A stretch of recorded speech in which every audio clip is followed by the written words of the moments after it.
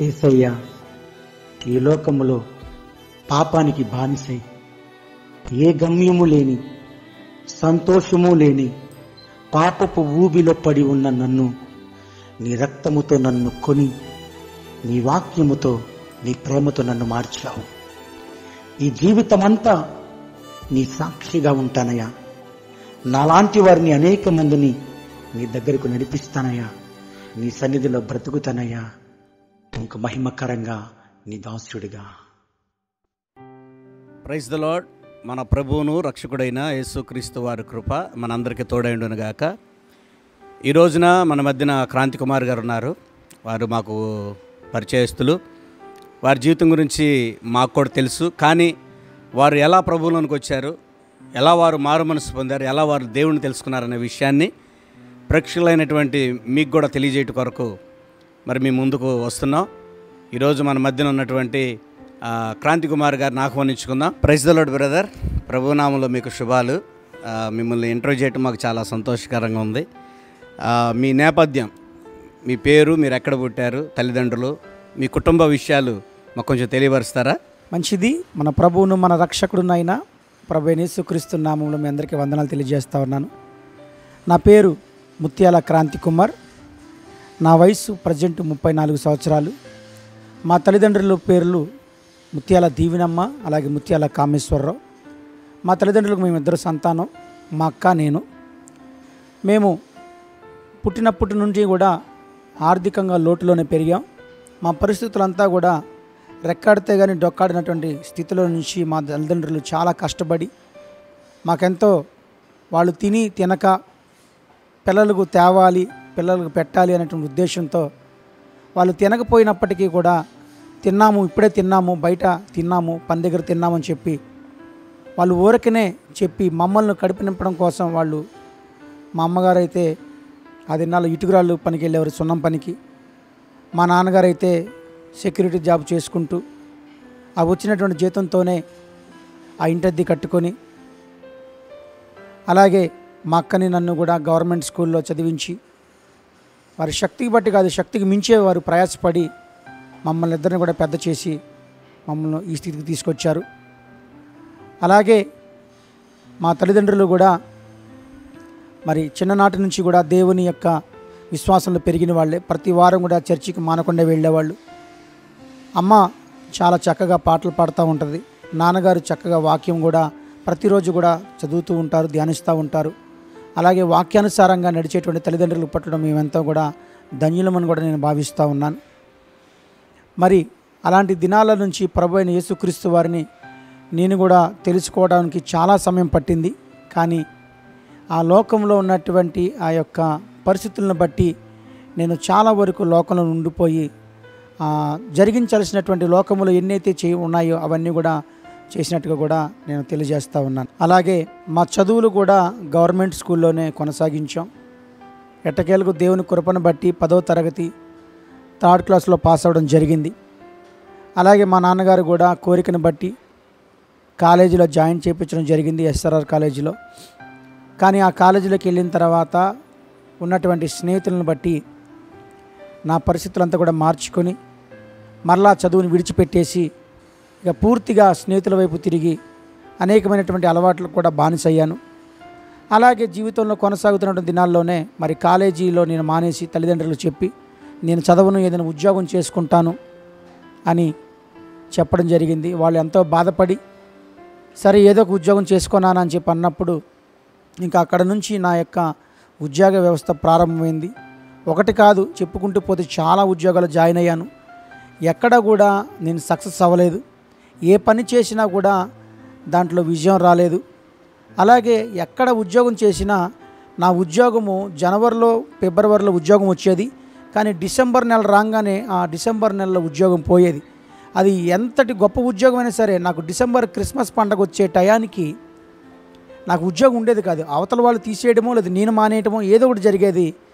అలా జరుగుతున్నటువంటి సమయంలో మా నాన్నగారు అడిగారు, అరే నువ్వు సంవత్సరం అంతా కూడా ఉద్యోగం చేస్తున్నావు, కానీ డిసెంబర్ నెల రాగానే నీకు ఉద్యోగం ఉండట్లేదు, ప్రతి సంవత్సరం నేను గమనిస్తున్నానని చెప్పి మా నాన్నగారు గమనించి, ఏంటి ప్రతి డిసెంబర్కి పండగ టయానికి వీడు ఎప్పుడు కూడా ఉద్యోగం కోల్పోతున్నాడు చేతుల్లో రూపాయి లేకుండా ఉంటున్నాడు. పండగ టైంలో వాడి బట్టలు వాడే కొనుక్కోలేని స్థితిలోకి అయిపోతున్నాడు. మిగతా నెలల్లో చూస్తే వాడు బాగానే ఉంటున్నాడని చెప్పి మా నాన్నగారు అప్పుడే గమనించారు. అయితే నేనే వాటిని ఏమైనా గమనించకుండా ఏదో ఒక ఉద్యోగం చేసుకుంటూ ఉండేవాడిని. కానీ ఏ ఉద్యోగంలో కూడా విజయం ఉండేది కాదని నేను తెలియజేస్తూ ఉన్నాను. అలాగే మరి నేను చేసినటువంటి ఉద్యోగాల్లో ఒక ఉద్యోగం చెప్పాలనుకుంటున్నాను.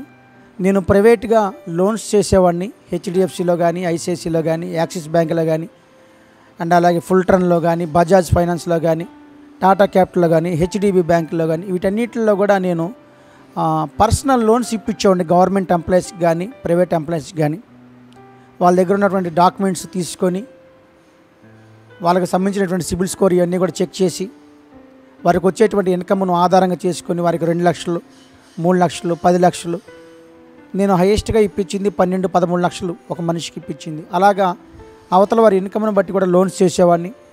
దాని ద్వారా నాకు డబ్బులు కూడా ఎక్కువ వచ్చేవి. ఎంత వచ్చేవి అని అంటే అలా వెళ్ళి ఒక ఫైల్ చేస్తే ఒక 4-5 రోజుల్లో ఒక 40,000 చేతిలోకి వచ్చేవి. ఇంకా కస్టమర్ కూడా ఎంతో కొంత సాటిస్ఫాక్షన్ కొద్దీ ఇచ్చేవాడు. ఈ ధనమంతా కూడా నా బ్యాంక్ అకౌంట్లోకి నేను మార్చుకొని ఆ తర్వాత నేను లోకానుసారంగా చేయాల్సినవన్నీ కూడా చేసేవాడిని. ఆ ఉద్యోగంలో కూడా ఎంత డబ్బులు వచ్చినా కూడా నాకు నెమ్మది ఉండేది కాదు. ఎంతమంది స్నేహితులు నా పక్కన ఉన్నా కూడా నాకు సంతోషం ఉండేది కాదు. ఆ సంతోషం అనేది డబ్బులు లేదని కూడా నేను ఆ దినాల్లో తెలుసుకున్నాను. మంచిది బ్రదర్, చాలా చక్కగా మీ యొక్క సాక్ష్యాన్ని వింటుంటే చాలా అద్భుతంగా ఉంది. మరి తల్లిదండ్రులు పేదరిక స్థితిలో నుంచి మిమ్మల్ని పెంచి పోషించి పెద్ద చేశారు, మిమ్మల్ని చదివించారు. తర్వాత మీరు ఇలాగా మరి బ్యాంక్స్లో లోన్ ఇప్పించుతూ వచ్చినటువంటి ఆదాయం మంచిగానే వస్తుంది కదా, మరి దాన్ని బట్టి మీరు సెటిల్ అయ్యారా? మరి ఆ ధనంతో మరి ఇంతకుముందు అంటే ఆకలి బాధలు తెలిసిన మీరు ధనం వచ్చిన తర్వాత మరి దాని గురించి మరి ఏం ఆలోచించారో, దాన్ని ఏమన్నా మీరు సెటిల్ చేశారా? కుటుంబంలో ఆ ధనాన్ని వినియోగించుకున్నారా? ఎలా ఉంది అప్పుడు మీ కుటుంబం? మరి ధనం అవి బాగానే వస్తున్నాయి కనుక మీకు ఎలా ఉంది ఇప్పుడు? ఆ దినాల్లో నేను లోన్స్ చేసినప్పుడు ఇంచుమించుగా చాలా డబ్బులు వచ్చేవి. ఎంత డబ్బులు వచ్చేవంటే నా భార్య మెడలో 2 రోజులకే తాడు చేయించే అంత డబ్బులు వచ్చాయి. అయితే ఆ డబ్బులు వచ్చినప్పుడు కూడా నాకు అంత సంతోషం లేదు. డబ్బులు వచ్చినప్పుడు నేను నా స్నేహితులకు ఫోన్ చేసి వాళ్ళని పలానా బార్ దగ్గరికి వచ్చామని చెప్పేవాడిని. బార్ పేర్లు కూడా చెప్పొచ్చలేదు నాకు తెలియదు, కానీ ఇప్పుడు దేవుని సేవకుని కనుక ఈ విజయవాడలో ఉన్నటువంటి బార్లన్నీ కూడా నాకు తెలుసు. ఆ కౌంటర్లో వాళ్ళందరూ కూడా నన్ను గుర్తిస్తారు కూడా, ఎందుకంటే నాకు బార్లో అప్పులు కూడా ఇచ్చేవాళ్ళు. అలాగే ఆ బార్లో ఉన్నటువంటి ఫుడ్ ఐటమ్స్ రెడీ చేసేవాళ్ళు కూడా మనకి ఫుడ్ ఎక్కువ ఇస్తూ ఉండేవాళ్ళు. ఎందుకంటే అన్న వచ్చాడంటే మనకి చాలా సంతోషమే. ఎందుకంటే అందరికీ కూడా విస్తారంగా డబ్బులు ఇస్తాడు, మందు పోపిస్తాడని చెప్పి వాళ్ళు కూడా సంతోషపడిపోయి నేను ఏదైనా ఆర్డర్ చేస్తే అడిగిన దానికంటే ఎక్కువ తీసుకొచ్చి అన్నకి అని చెప్పని వాళ్ళు చాలా సంతోషపడిపోయి వాళ్ళకి ఒక పండగ వాతావరణంగా ఉండేది. అయితే ఆ దినాల్లో నేను చాలా బార్లో తిరిగాను, స్నేహితులందరికీ కూడా ఇప్పించడం జరిగింది. ఆ స్నేహితులందరూ కూడా నాతో ఉన్నారు, కానీ నా దగ్గర ఉన్నటువంటి ధనాన్ని బట్టే వారు వచ్చారు తప్ప నా యొక్క క్షేమం కోరి అరే నువ్వు ఇలా తాగితే పాడైపోతావరా, నువ్వు ధనం దాచుకోవాలరా అని వాడు చెప్పిన వాడు ఒక్కడో లేడు. ఎందుకంటే వాళ్ళు కూడా అలాంటి వాళ్ళే కాబట్టి. ఇక నేను కూడా వారికి ఇష్టానుసారంగా మీరు తాగండి, మీరు ఏ బ్రాండ్ తాగుతారో ఆ బ్రాండ్ తాగండి, ఏ ఫుడ్ తింటారో ఆ ఫుడ్ తినండి అని చెప్పి వాళ్ళందరికీ కూడా ఇప్పించటం. అలాంటి ధనం వచ్చినప్పుడు చేసినటువంటి పనులన్నీ కూడా చెప్పుకుంటే చాలా ఇప్పుడు సిగ్గు కలుగుతూ ఉంది. ఇలాంటి పరిస్థితుల్లో ఆ ధనం వచ్చినప్పుడు ఆ ధనాన్నంతా కూడా నేను మంచికి ఉపయోగించకుండా చెడుకు మాత్రమే ఉపయోగించి దాని ద్వారా నేను ఏమీ కూడా సాధించింది ఏమీ లేదు. ఒక దానికి స్థిరపరిచింది కానీ ఒక మనిషిని కట్టడం కానీ ఏమీ చేయలేదు. అన్నీ కూడా అవతల వారిని కూడా కుటుంబాలను పాడు చేసేలాగిన నేను పెట్టినటువంటి ధనాన్ని బట్టి అవతల వాళ్ళ యొక్క మా ఫ్రెండ్స్ వాళ్ళ తల్లిదండ్రులు కూడా నా యొద్దకు వచ్చి తిట్టి వెళ్ళేవారు. మీ వల్లే నా కొడుకు చనిపోతున్నాడు, నీ వల్లే నా కొడుకు ఇలా పాడైపోయాడు, నువ్వు త్రాగి చావచ్చు కదా, మా కొడుకులను ఎందుకు నాశనం చేస్తావు అని చెప్పి వాళ్ళంతా కూడా ఇళ్ళకు వచ్చి మా నాన్నగారితో మా అమ్మ వాళ్ళతో అన్నప్పుడు మా తల్లిదండ్రులు ఇద్దరు కూడా చాలా బాధపడేవాళ్ళు. ఎందుకు పుట్టావరా, చస్తే పోయేది అని చెప్పి కూడా వాళ్ళు చాలా ప్రేమ లేక కాదు ప్రేమతోనే ఆ మాట అన్నారని కూడా నాకు తెలుసు. ఆ దినాల్లో బానిసగా అయిపోయిన ఎడిక్ట్ అయిపోయిన త్రాగుడికి ఎంత ఎడిక్ట్ అయిపోయినంటే గ్లాసు ఇలా పట్టుకుంటే గ్లాసు చేతులు నిలబడేది కాదు, అంటే షివరింగ్ వచ్చేసేది, అంటే ఇలా వచ్చేసి అది తాగేలాగా చెయ్యి షివరింగ్ ఆగేది కాదు. అలాగా అలా మారిపోయింది. బార్ షాపు 10 గంటలకు తీస్తే నాకు మాత్రం 8ంటికే తీసేవాళ్ళు. అన్న వచ్చాడు సైలెంట్గా అక్కడికి ఆ కౌంటర్లో టేబుల్ పెట్టి అన్నకి ఇప్పించేసేయండి అన్నదని చెప్పి అన్నప్పుడు ఆ బార్ ఓనర్ కూడా మనోడా రెగ్యులర్ కస్టమరే కదా అని చెప్పి ఒక సైడ్ కూర్చోబెట్టేవాళ్ళు. అప్పటికి వాళ్ళు ఊడ్చే వాళ్ళందరూ కూడా ఊడ్చుకుంటూ ఉంటారు, వాళ్ళు తిట్టుకుంటూ ఉంటారు, మేము ఊడ్చేదాకా కూడా రాలేదు ఆయన అప్పుడే పెట్టించేశారు ఎంతో అని చెప్పి. ఎందుకంటే రాత్రి 11, 12 దాకా బార్ 11ంటికి మూసేసినా కూడా నాకు సపరేట్గా లోపల నిలబెట్టేవాళ్ళు. మీరు తాగండి అన్న, నిదానంగా తాగెళ్ళండి, క్షేమంగా వెళ్ళండి అనేవాళ్ళు. నా మీద ప్రేమతో కాదు, నేను ఖర్చు పెట్టే డబ్బును బట్టి. నా బిల్లు ఎంత అవుతుందంటే 7,000, 8,000 ఒక రోజు బిల్. అది అంటే ఎంత మందు తాగామో మీరు గమనించాలి. క్రాంతి గారు, మీరు అసలు ఇంత పచ్చి తాగుబోతు కదా, మరి ఇలా తాగుతున్నప్పుడు భార్య కానీ తల్లిదండ్రులు కానీ వాళ్ళు మీకు గుర్తు రాలేదా? ఎందుకంటే ఇల్లు వాకిలన్నీ వదిలిపెట్టి బార్లోనే కాపురం పెట్టారు కదా మీరు. మరి అలా చేస్తున్నప్పుడు కనీసం ఇంట్లో వాళ్ళకి ఒక సంజాయిషి ఇవ్వాలని కానీ వాళ్ళ మీద బాధ్యత కానీ మీకేది అనిపించలేదా ఆ టైంలో? అప్పుడు మీ మనసు కనీసం వాళ్ళ మీద కొద్దిగన్నా జాలి, ప్రేమ అట్లాంటిది ఏం కలగలేదే? అంత కఠినంగా మారిపోయారా మీరు? తల్లిదండ్రులు ఇసుకుపోయారనుకుంటే ఇప్పుడు భార్య కూడా ఇసుకుపోయేంత పరిస్థితి వచ్చింది. నా భార్య నన్ను ఎంతో ప్రేమించేది. నిజంగా చెప్పాలంటే నాకు ఎంతో ఇష్టం కూడా ఆమె. నేను ఆమెను మాత్రమే నా భార్యగా స్వీకరించాను. ఆమెను తప్ప నేను ఎవరిని కూడా వేరే ఉద్దేశంతో ఏనాడు కూడా చూడలేను కూడా. ఎందుకంటే నాకు తనంటే అంత ఇష్టం. తను కూడా నన్ను ఎంతో భరించింది, చాలా ఓపిక పట్టింది. ఎన్నోసార్లు త్రాగటం, ఆమెను కొట్టడం, తిట్టడం, అన్పార్లమెంటరీ వర్డ్స్ మాట్లాడటం, అలాగే ఎంత కష్టమైన అనుభవించింది కానీ విడిచిపెట్టడానికి ఇష్టపడలేదు నన్ను. మరి అది దేవుని ప్రణాళికనే చెప్పాలి. ఆమె ఫస్ట్ నుంచి కూడా చక్కగా పాటలు పాడుతూ ఉంటుంది, చక్కగా వాక్యం చదువుతూ ఉంటుంది. దేవుని యొక్క వాక్యం అంటే చాలా ఆసక్తి ఎక్కువ. నాకంటే బిలీవర్ తనే.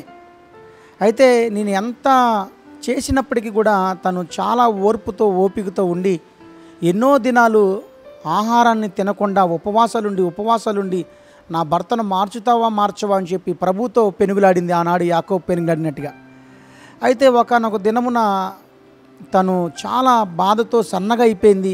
కళ్ళన్నీ కూడా లోపలికి వెళ్ళిపోయినాయి. ఏంటమ్మాయి ఏం జరిగింది అని అంటే, నాని ఒకటే గుర్తుపెట్టుకో, నువ్వు దేవుని యొక్క సేవ చేయడానికి దేవుడు నిన్ను ప్రేరేపిస్తున్నాడు, నాకు కనబడుతుంది, కానీ నువ్వు మాత్రం త్రాగుడు విడిచిపెట్టట్లేదు అని చెప్పి ఆమె ఫస్ట్ ఆమె చెప్పడం నాకు, నిన్ను దేవుడు సేవకు పిలుస్తున్నాడు నాని అని చెప్పి అనటం.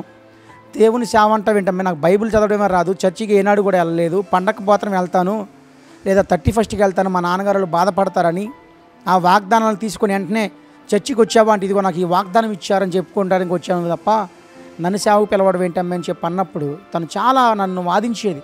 నిన్ను దేవుడు పిలుస్తున్నాడు, నువ్వు సేవ చేస్తావు, గొప్ప సేవకుడు అవుతావు అని చెప్పి అంటూ ఉంటే నేనేదో అని చెప్పి లైట్ తీసుకున్నాను. అయితే ఎట్టకేలకు కూడా ప్రతిరోజు కూడా త్రాగి రావటం.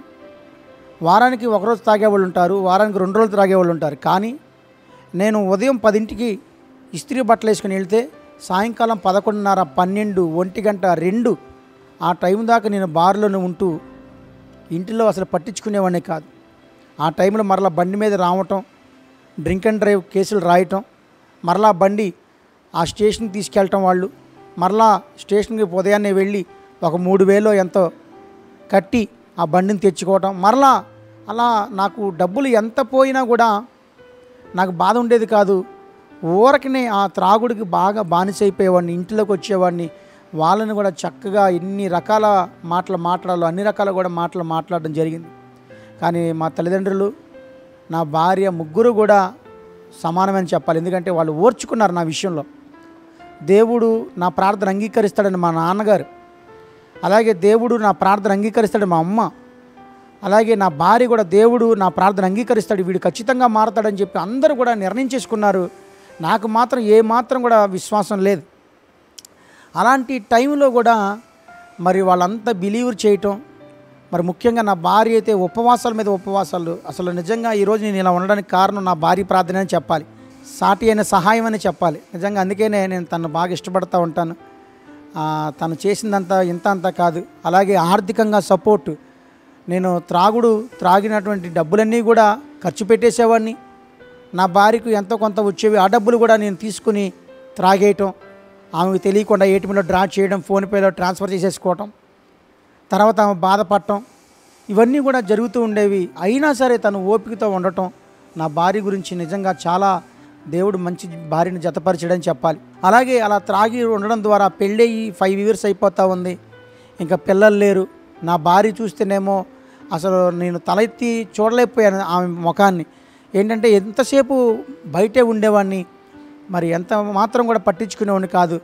ఆ టైంలో చాలా ఆమెను చాలామంది ప్రేరేపించారు. ఎందుకు ఇంకా అలాంటి వాడితో ఏం సుఖపడతావు, నీ డబ్బులు తినేస్తాను, నీ కష్టం తినేస్తా ఉన్నాడు, త్రాగుబోతు అయిపోయాడు, బూతులు మాట్లాడుతూ ఉన్నాడు, నిన్ను కొడుతున్నాడు, తిడుతున్నాడు అని చెప్పి చాలామంది ఆమెను ప్రేరేపించి, నువ్వు వెళ్ళిపో, చక్కగా వయసులో ఉన్నావు, నువ్వు వేరే వివాహం చేసుకో, ఇంకా పిల్లలు కూడా లేరు కదా అని చెప్పి చాలామంది ప్రేరేపించారు. వాళ్ళ పేర్లు నేను చెప్పదలుచుకోలేదు, ఎందుకంటే ఎవరైనా అలాగే అంటారు కదా. ఆ టైంలో అప్పటికి కూడా తను ఏమాత్రం కూడా ఆ రాంగ్ స్టెప్ తీసుకోకుండా దేవుడు జతపరిచాడు, మనుషులు వేరుపరచకూడదన్న మరి లేఖనం పట్టుకుందో మరి ఏం తీసుకుందో అయితే నాకు తెలియదు. కానీ ఉపవాసాల మీద ఉపవాసాలు ఉంటూ నన్ను చాలా ఆశ్చర్యపరిచింది. ఏంటి ఒక త్రాగుబోతుని నా కోసం ఇంత చేస్తుంది, అన్నం లేకుండా 3 రోజులు 4 రోజులు 5 రోజులు 6 రోజులు చెప్పలేనన్ని రోజులు ఉండటం నిజంగా ఆశ్చర్యం వేసింది. ఆ తర్వాత ఏమైనా ఎందుకు బాధ పెట్టాలి అని చెప్పి ఒకరోజు ఆలోచన చేశాను. ఆలోచన చేసినప్పుడు, అమ్మాయి నువ్వు అన్నం తినేసే, నేను ఇంకా త్రాగను అని చెప్పి చెప్పడంతో,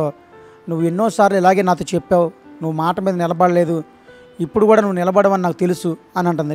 లేదమ్మాయి, నువ్వు అన్నం పెట్టుకొని తిను, నువ్వు అలా ఉండటం నాకు ఇష్టం లేదు, నువ్వు సన్నగా అయిపోయావు, నువ్వు నన్ను చేసుకోవడం వల్ల నువ్వు నష్టపోయావు, నేను ఇప్పటి నుంచి నేనేంటో చూపిస్తాను, దేవుణ్ణి నేను వెంబడిస్తాను అని చెప్పి అనడంతో నా భార్య ఆ మాటలు నమ్మటం జరిగింది. అలాగే నేను తనను సంతోషపెట్టాలి, నా కోసం ఎందుకు ఒక మనిషి అప్సెట్ అవ్వాలి, నా కొరకు ఎందుకు ఇంత ఏం చేస్తుందని చెప్పి ఆమె ప్రార్థనను, ఆమె ఉపవాసాన్ని, ఆమె సన్నగా అయిపోవటం, ఇవన్నీ కూడా నాకు బాధ కలిగించింది. అలాగా ఆ టైంలో నా భార్య చేసినటువంటి ఆ పనిని బట్టి నేను ఆల్కహాల్ని విడిచిపెట్టడం జరిగింది. క్రాంతి గారు, మీ మాటలు ఏంటంటే నిజంగా కన్నీరు కూడా వస్తున్నాయి. ఇలాగ మీరు ఉన్నటువంటి వ్యక్తిని మిమ్మల్ని చూస్తుంటే, ఈరోజు చూస్తున్నటువంటి వ్యక్తిని చూస్తుంటే చాలా వ్యత్యాసం కనపడుతుంది. చాలామంది అనుకుంటూ ఉంటారు ప్రార్థన చేస్తే పరిస్థితులు మారతాయా అని. అగస్టిన్ గారు వాళ్ళ తల్లి చేసినటువంటి ప్రార్థనను బట్టి అగస్టిన్ గారు మారారని చెప్పేసి సాక్ష్యాలు విన్నాం. మీ భార్య గారి ఉపవాస ప్రార్థనలు, మీ తల్లి గారి ప్రార్థనలు, మీ తండ్రి గారి ప్రార్థనలో మిమ్మల్ని ఎంతగా ప్రభావితం చేసినాయి అంటే, మిమ్మల్ని సేవకు పురుకొల్పే అంతగా మిమ్మల్ని తీసుకొచ్చినాయంటే చాలా ఆశ్చర్యం కలిగిస్తుంది. అంటే చాలామంది ఊరికనే మారిపోతారా అని అంటే, అది ఒక మార్పు అనేది, ఒక దైవీకమైనటువంటి మార్పు ఎలా కలుగుతుందంటే, నీ నీ నీ కుటుంబ సభ్యులు కార్చిన కన్నీరు నీ జీవితాన్ని మార్చినట్లుగా మాకు ఇక్కడ కనబడుతుంది. చాలా సంతోషం. మరి మీరు సేవకు సమర్పించుకున్నారు కదా, మరి ఎలాగా సేవలోకి వచ్చారు, ఎలాగా మరి మీరు తీర్మానం తీసుకున్నారు, మీ సేవా జీవితం గురించి, ఇప్పుడు ప్రస్తుతం జరుగుతున్న మినిస్ట్రీ గురించి ఏమన్నా మా ప్రేక్షకులు వివరిస్తారా కొద్దిగా? జగ్గైపేటలో పలానా పాస్టర్ గారు ఉన్నారు, జాకబ్బయ్య గారు అని చెప్పి, షేర్మెన్పేటలో ఉంటారు, ఆయనతో ప్రార్థన చేపిద్దామని చెప్పి తీసుకెళ్లారు నన్ను ఒక పాస్టర్ గారి దగ్గరికి. తీసుకెళ్ళినప్పుడు పోనీలే అని చెప్పి నేను వెళ్ళటం, మేమందరం కూడా వెళ్ళిన తర్వాత అక్కడ ఆయన ప్రార్థన చేసి, ప్రభు అయ్యా నిన్ను సేవకు పిలుస్తున్నాడయ్యా అని చెప్పి ఆ సేవకులు చెప్పడంతో నా భార్య చెప్పినటువంటి మాట నాకు జ్ఞాపకం ఉంది. నేను దేవుడు సేవకు పిలుస్తున్నాడు అని చెప్పినటువంటి మాట నాకు జ్ఞాపకం ఉంది మనసులో. ఈ సేవకుడు కూడా ప్రార్థన చేసి నిన్ను దేవుడు సేవకు వాడుకుంటాడు అంటున్నాడయ్యా అని చెప్పి అన్నప్పుడు, నేను సరేలే ఇక ఇదే అవకాశం వచ్చింది మారిపోవటానికి అని చెప్పి నేను మనసులో అనుకున్నాను. నా భార్య అయితే ఇక సంతోషానికి అవధులు లేవు. ఇంకా నేను చేసిన ఆ త్రాగుడు విషయాలన్నీ కూడా మర్చిపోయి 2 కోట్లు 3 కోట్లు వస్తే ఎంత ఆనందపడతారో అంత ఆనందపడిపోయింది తను. అక్కడ నుంచి జగ్గైపేట నుంచి ఇంకా మరలా కాముగా మేము 2 రోజులు అక్కడ ఉండి విజయవాడ రావడంతో మరలా నేను కాముగానే ఉన్నాను, ఏం త్రాగలేదు.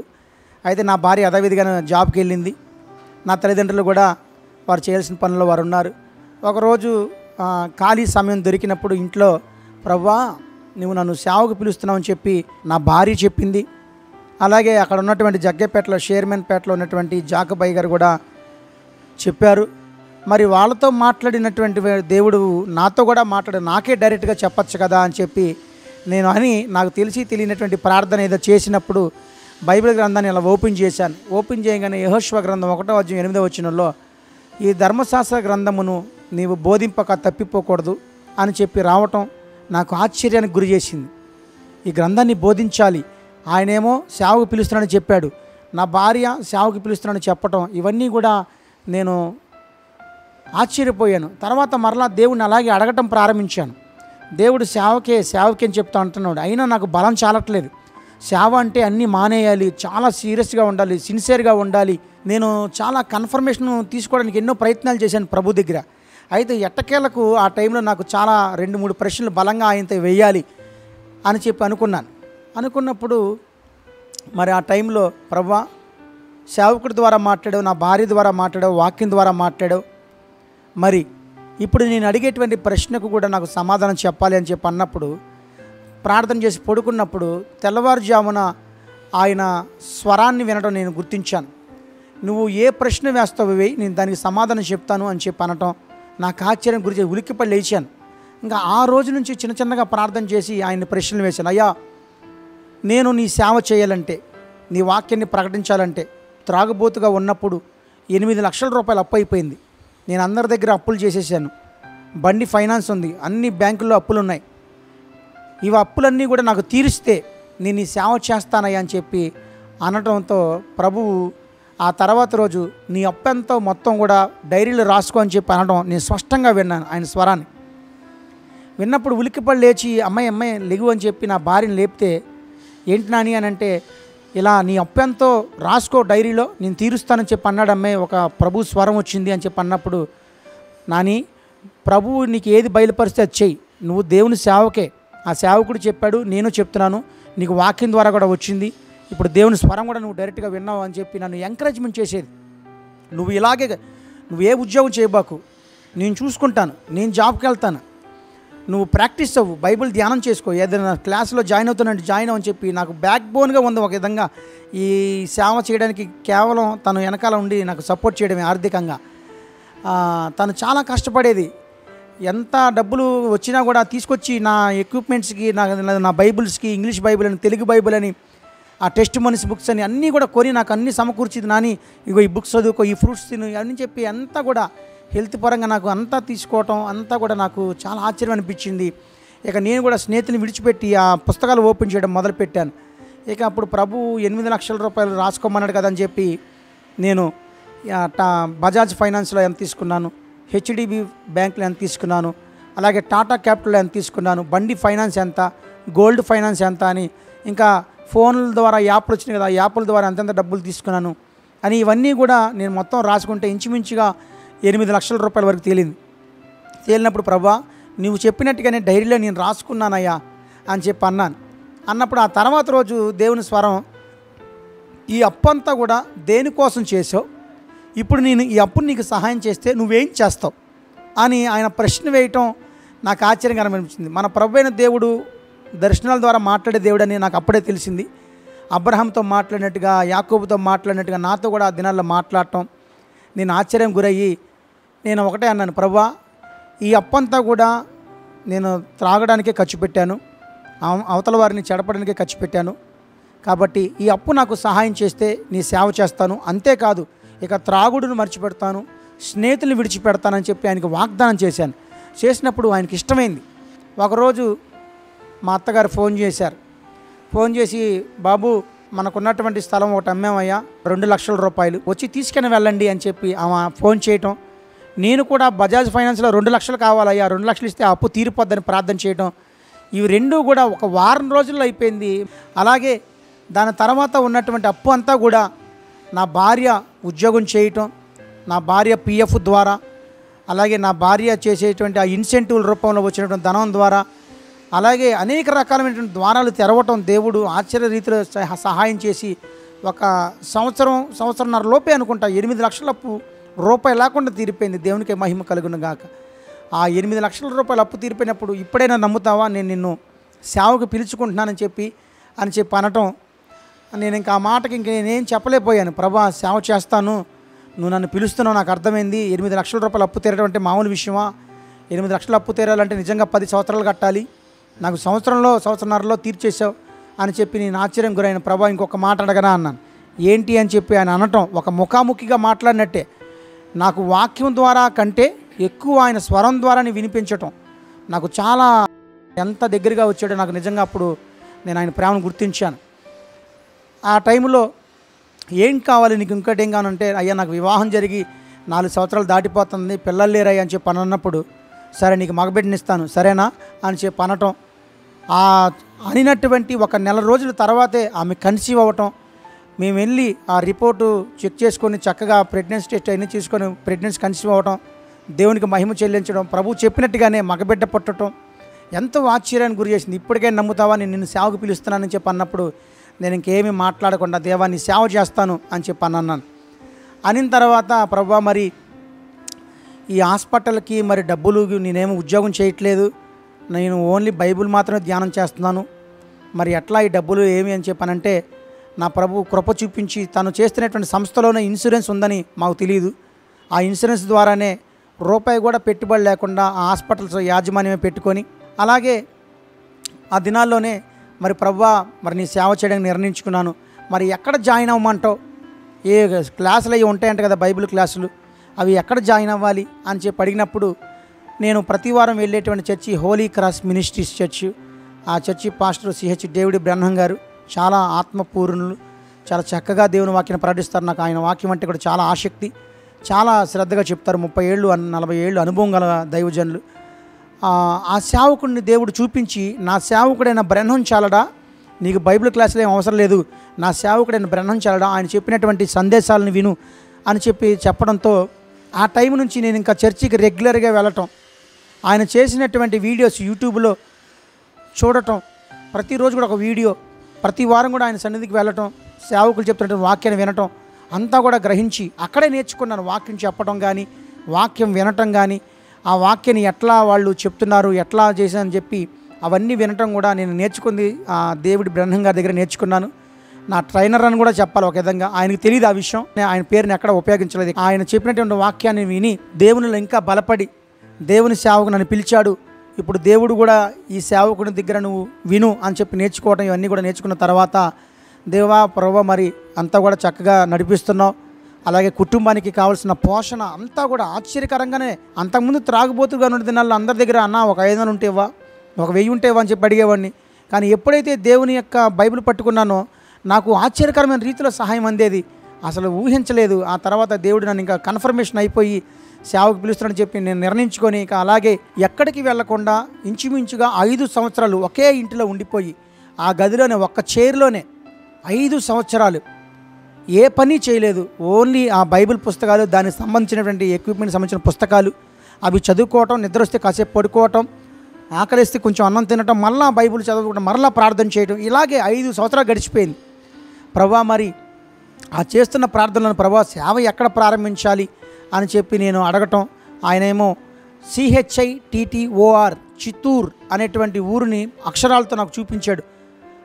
అప్పుడు ఉదయాన్నే లేచి దేవుడు నన్ను చిత్తూరుకి వెళ్ళమంటున్నాడా అని చెప్పి అనుకున్నాను. ప్రభా ఎప్పుడు వెళ్ళాలి అంటే, నేను చెప్పేంత వరకు కూడా నువ్వు వెళ్ళొద్దు, ఇక్కడే ఉండని చెప్పి అనడం కూడా నాకు జరిగింది. ఇక నన్ను చెడ్డ అనుకున్న వాళ్ళందరూ కూడా మరలా అందరూ కూడా రావడం ప్రారంభించారు. ఒక గ్రూప్ స్టార్ట్ చేసాం, వాట్సాప్ గ్రూప్ అని చెప్పి ఒక 12-13 కుటుంబాలు ప్రతిరోజు కూడా వారికి దేవుని వాక్యం ప్రకటించడం, వాళ్ళు కూడా దేవుని చేత దీవించబడటం, వాళ్ళు ఆర్థికంగా బలపడటం, వాళ్ళు బలపడిన తర్వాత మరలా సేవకి మరి కానుకలు సమర్పించడం, ఇవన్నీ కూడా అంతా కూడా జరుగుతూనే ఉంది.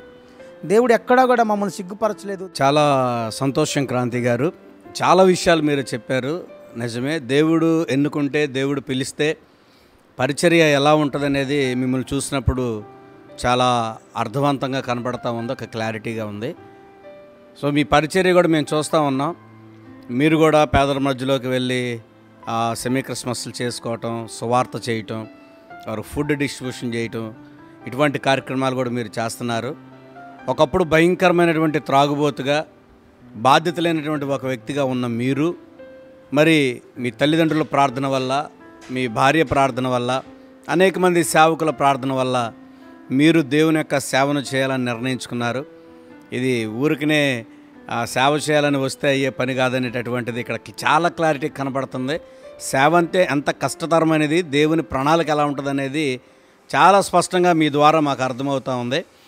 సరే, ఇప్పటి వరకు ఎంతో చక్కగా దేవుడు మిమ్మల్ని నడిపించారు, మరి సేవకు కూడా వెళ్ళబోతున్నారు ఏంటి, మరి ఇక రాబో మరి రోజుల్లో ఎటువంటి పరిచర్యను జరిగించాలని మీరు కోరుకుంటున్నారు? మరి ముగింపులో ఒక 2 మాటలు చెప్తే బాగుంటుందని మేము ఆశపడతా ఉన్నాం. 2024లో జరిగినటువంటి క్రిస్మస్ దినాల్లో కూడా ఈ క్రిస్మస్ అంటే పేదలతో పంచుకోవాలి, పేదలతో జీవించాలి, వాళ్ళతోనే గడపాలి, అదే నిజమైన క్రిస్మస్ అని నేను నా భార్య ఇద్దరు కూడా అనుకోవడం. అలాగే నా యొక్క సంఘంలో ఉన్నటువంటి వాళ్ళందరూ కూడా తలా ఒక చేయి వేయటం, అందరూ కూడా నిజమే అయ్యగారు మనం పేదల మధ్యలో చేద్దాం అని చెప్పి వాళ్ళందరూ కూడా నిర్ణయించుకొని మేమందరం కూడా మా క్రైస్ట్ జీసస్ మినిస్ట్రీస్ సంఘం తరపున ఒక ప్రాంతంలో అసలు జీవన ఆధారానికి సంబంధించిన ఏమీ లేనటువంటి సమయంలో ఉన్నటువంటి ఒక 60-50 కుటుంబాలు, అలాగే అక్కడ సేవ చేస్తున్నటువంటి మా యొక్క సేవకులు కూడా ఉన్నారు. జోజీ అన్న అని నాకు చాలా ఇష్టం అన్నంటే, ఎందుకంటే మరి జోజీ అన్నగారు కూడా మరి ఇక్కడ సేవ చేయటం నాకు చాలా సంతోషం అన్న. ఎందుకంటే ఇట్లాంటి సేవ అనేది నాకు చాలా నేను ఇష్టపడతా ఉండే, ఎందుకంటే ఒక కొంచెం పచ్చడుండి ఒక అన్నం ఉంటే చాలు అనుకునేటువంటి సంతోషపడిపోతావు నువ్వన్న. నిజంగా సంఘం పక్కన సంఘం కట్టేవాళ్ళు ఉన్నారు, ఏసీ సంఘాలు కట్టేవాళ్ళు ఉన్నారు, కానీ ఇలాంటి పేదల మధ్యలో ఏమీ రావని తెలిసినా, ఏ కానుకలు రావని తెలిసినా, వాళ్ళకి అసలు ఏమీ కూడా జీవనాధారం లేదని తెలిసినా వాళ్ళ పిల్లల్ని స్కూల్లో జాయిన్ చేయించడం, మీకు తెలిసినటువంటి వాళ్ళందరితో మాట్లాడించి వారికి ఏదేదో చేయించడం, పాకలు వేయించుకోవడానికి అనుమతులు అన్నిటిని కూడా తిరగటం, వారి మధ్యలో సంఘాన్ని స్థాపించాలని, ఇవన్నీ కూడా మీ ఆలోచనలు ఇవన్నీ చూస్తే చాలా అప్రిషియేట్ చేస్తున్నానన్న. మిమ్మల్ని దేవుడు ఇంకా దీవించాలని కూడా నేను ప్రార్థన కూడా చేస్తా ఉన్నాను ప్రతిదినం కూడా.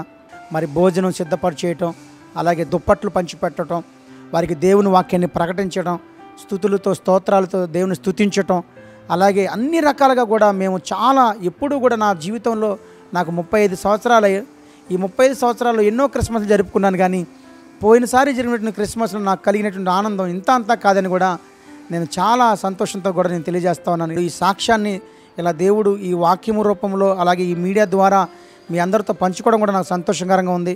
అలాగే మీలో ఇంకా ఎవరైనా మారుమనసు పొందకుండా ఇంకా లోకంలో ఉంటే కనుక ఈ సాక్ష్యం విని దేవుడు పచ్చి త్రాగుబోతును, తల్లిదండ్రులకు అవిధేయును, భార్యకు అవిధేయును, ఎట్లా పడితే అట్లా తిరిగినటువంటి నన్ను దేవుడు తన యొక్క స్వరంను వినిపించి తన వాక్యము ద్వారా తన ఆత్మ చేత తన శక్తి చేత నన్ను కాపాడి నన్ను నిలబెట్టినటువంటి దేవుడు మిమ్మల్ని మీ కుటుంబాన్ని నిలబెట్టగలని సమర్థులని కూడా నేను ఆయన సేవకుడు తెలియజేస్తా ఉన్నాను. God bless you, God bless to all. Shalom shalom to all. Praise the Lord. విన్నారు కదా క్రాంతి కుమార్ గారి సాక్ష్యం. దైవజనులు ఆయన ఒక సాధారణ వ్యక్తి నుంచి, ఒక త్రాగుబోతు నుంచి ఎలాగ తను మరి మారి దేవుని సన్నిధిలో ఒక మంచి సేవని జరిగిస్తూ ఉన్నారు యవ్వన సేవకులు. వారు తీసుకున్న నిర్ణయాలు అంత అద్భుతమైనవి. మరి రానున్న రోజుల్లో వారు బలమైనటువంటి సేవను జరిగించాలని మేము మనసారా కోరుకుంటా ఉన్నాము. ఏదో ఇస్తే క్రైస్తవంలోకి మారిపోతారనే ఒక అపోహ ప్రజల్లో బలంగా ఉంది. ఇస్తే కాదు, దేవుడు కనికరిస్తేనే సేవ చేస్తారని, దేవుడు కనికరిస్తేనే ఆయనలో ఉంటామనేది ఇక్కడ చాలా స్పష్టంగా మనకు కనబడుతుంది. మనకి క్రాంతి గారే మన కళ్ళ ముందు సజీవ సాక్ష్యంగా ఉన్నారు. మంచిది, వారి కోసం ప్రార్థన చేద్దాం. తన భార్య కొరకు, బిడ్డల కొరకు, పరిచర్య కొరకు, సంఘం కొరకు ప్రార్థన చేద్దాం. అలాగే మీ అనుదిన ప్రార్థనలో మీ కుటుంబాల కోసం మీరు క్షేమంగా ఉండాలని మేము ప్రార్థన చేస్తూ ఉంటాం. God bless you. దేవుడు మిమ్మల్ని దీవించును గాక. షాలోమ్.